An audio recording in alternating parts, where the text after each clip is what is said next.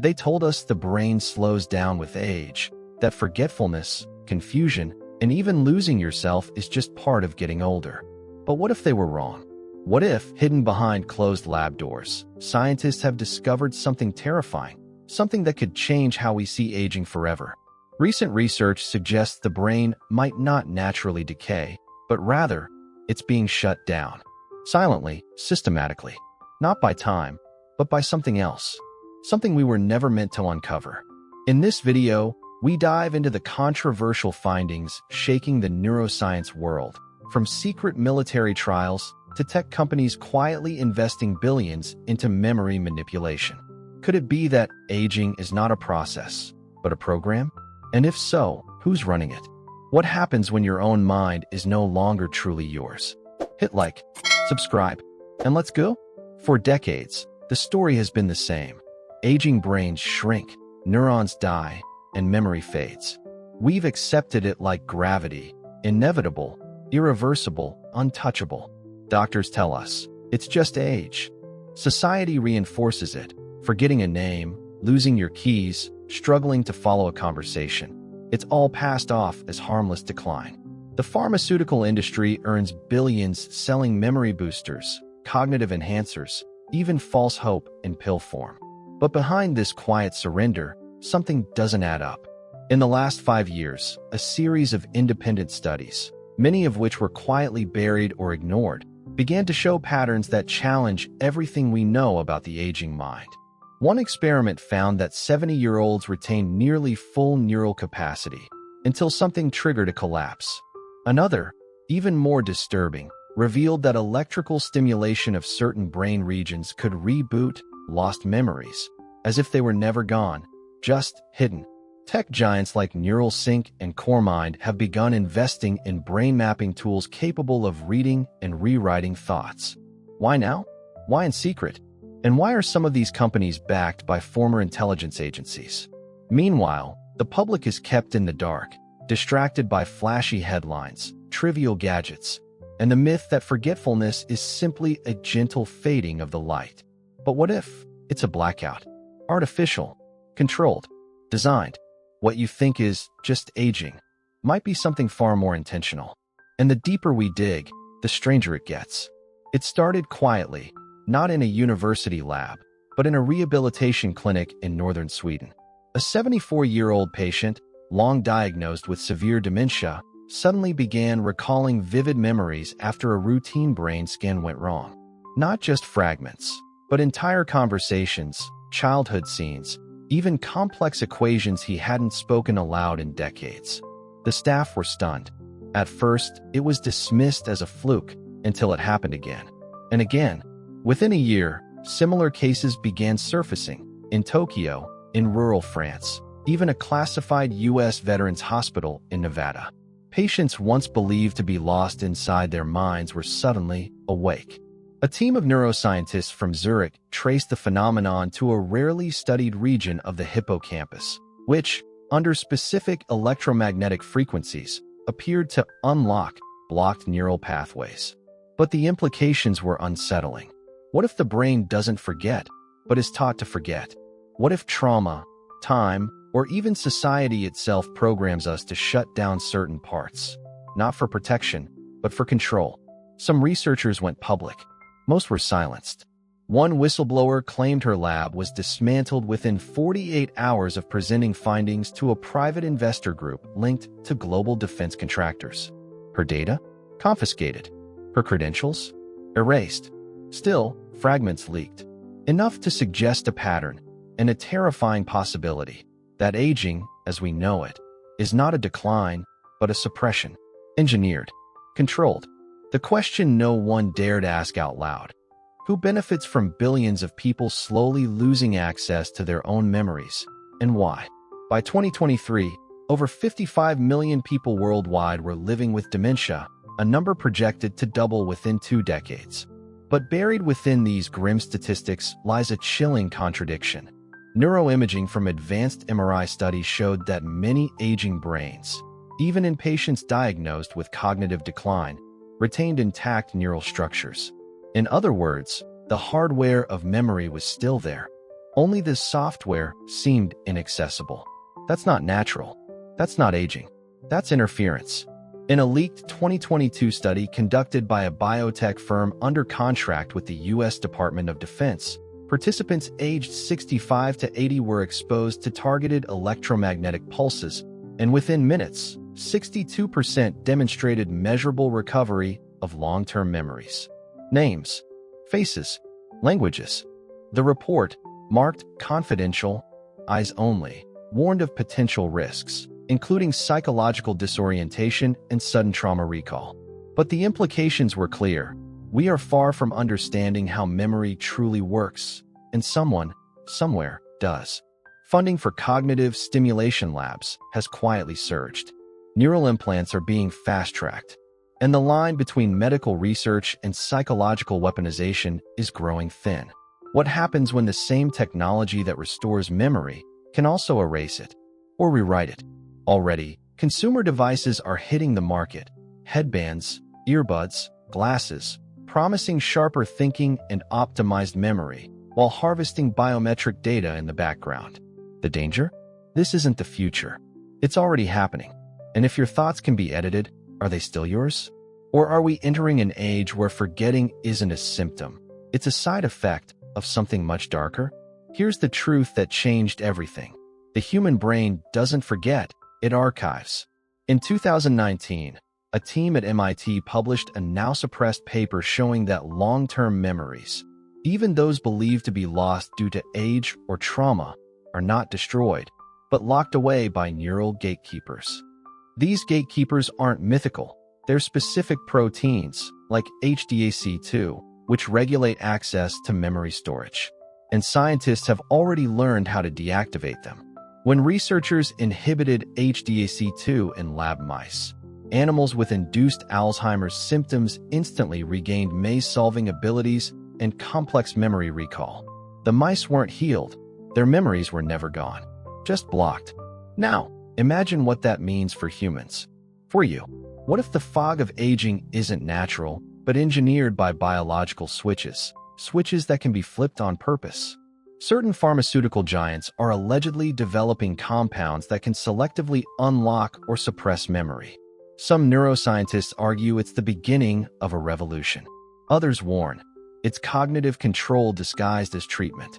A whistleblower from a neural tech startup revealed internal documents suggesting upcoming products that could give users the power to delete unwanted memories and eventually allow external systems to do it for them, voluntarily or not. One line in the document stood out: control the recall, control the person. Let that sink in. Your worst memory, your most cherished moment, all just chemical permissions in a database of your mind. What happens when someone else holds the key? Today, breakthroughs in neuroscience and neurotechnology are happening at a pace we've never seen before. Companies like Neuralink, Synchron, and Kernel are racing to develop brain-computer interfaces, devices that promise to connect your thoughts directly to machines. At first glance, it's incredible. Imagine restoring speech, movement, or memory to those who've lost it. But behind the glossy presentations lies a darker layer. Some devices don't just read your thoughts, they can influence them. Researchers at Stanford have demonstrated direct neural stimulation to alter decision-making in real time. In Tokyo, an AI-driven helmet called REM Shift can trigger vivid, controllable dream states and suppress traumatic ones, useful for therapy or for reprogramming perception itself. Meanwhile, DARPA, the U.S. military's advanced research agency, has quietly been funding memory engineering initiatives. The goal? Rapid learning, enhanced obedience, targeted memory deletion. Sound familiar? It should, because these aren't prototypes. Some are already in trial use, in soldiers, trauma patients, even select volunteers from retirement homes. Most will never know what's been done to them. And the public? Distracted by promises of cognitive enhancement, they overlook the fine print, data collection, behavioral mapping, and the silent creep toward neural surveillance. We're not just studying the brain anymore. We're rewriting it. So the question isn't if your thoughts can be changed. The question is, have they already been? Some call it a breakthrough. Others, a betrayal of the human soul. As memory technologies advance, two opposing visions of the future are colliding. On one side, the optimists. They believe unlocking the mind is our next evolutionary leap, a way to heal trauma, enhance learning, even extend life by preserving consciousness itself. Memory is data, they argue, and data can be perfected. But there's another camp. Scientists, ethicists, even former engineers who walked away from billion-dollar labs. They warn, memory isn't just information, it's identity. To edit a memory is to edit the person. Who decides which memories are worth keeping or erasing? One anonymous insider from a neural AI firm described a secret program called Project StillMind, designed to suppress non-compliant behavioral patterns in elderly patients through subtle neural adjustments.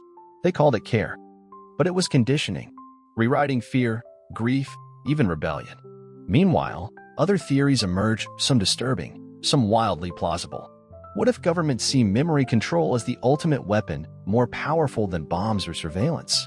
What if corporations use it to reshape consumer behavior, political beliefs, loyalty itself? And what if someone has already done it? We don't remember what we've forgotten. That's the terrifying part. We assume our thoughts are ours. But what if that assumption was implanted? The real question is no longer can we alter the mind. It's should we have ever tried? The moment the first human memory was rewritten, not lost, not blocked, but altered, something irreversible began. It didn't make the news. No global outcry. Just another clinical trial, another quiet report locked behind corporate firewalls. But the effect was seismic. People began to change. Some became strangely compliant, docile, distant, their emotional responses muted. Others exhibited rewritten behaviors, forgetting personal values, lifelong beliefs, or even loved ones. Families reported that their elderly parents, after participating in cognitive enhancement programs, came back different. Not healthier, just hollow. And the children of tomorrow?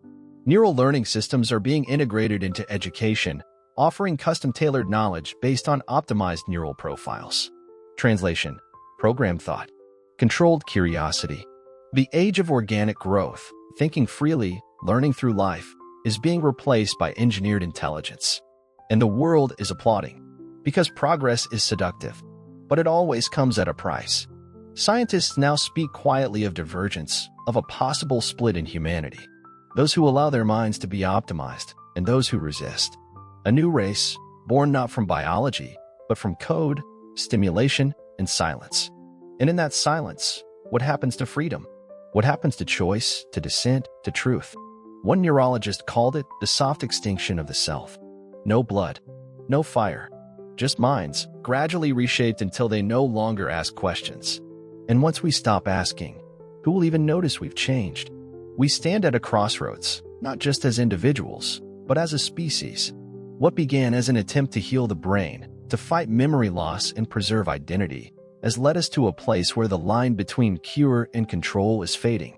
The question is no longer what we can do with the mind, but what we should. Every technology that allows us to enhance thought, retrieve memories, or suppress trauma also brings with it a silent question.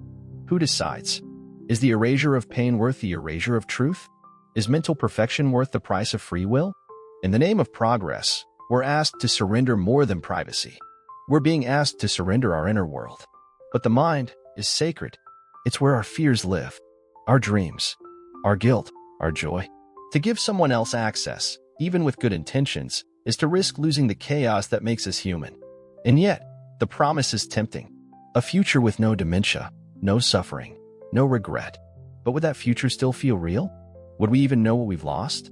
Some believe we must move forward, evolve, rewrite ourselves to survive. Others say, stop. Reclaim your mind. Protect its imperfections. Because once memory becomes a setting, once identity becomes editable, humanity itself becomes optional. So we ask, will we engineer the perfect mind or erase the soul in the process? Remember how we started? With the question, does the brain really age? Maybe now, you're starting to realize the truth. Maybe aging isn't forgetting. It's being made to forget. And maybe that voice inside you, the one whispering that something doesn't feel right about all this, maybe it's the only part of you they haven't touched yet. I didn't make this video to scare you. I made it because I'm scared too. Scared of waking up one day and not knowing who I really am. Scared that someone, somewhere, has already pressed delete. Not because I'm dangerous, but because I dared to remember. And maybe you felt it too, that odd moment when you walk into a room and forget why, or when a memory feels like it doesn't quite belong to you anymore. What if those aren't just signs of aging? What if they're signs of interference? That someone, or something, is already inside? So I'm asking you, not as a content creator, but as a human being, what memory would you never want to lose? And more importantly, what would you do if you found out it had already been taken? Leave a comment. Tell me your moment, the one you'd fight to protect. Because in a world where memory can be edited, the only real resistance left might be the stories we still remember and the courage to speak them before it's too late.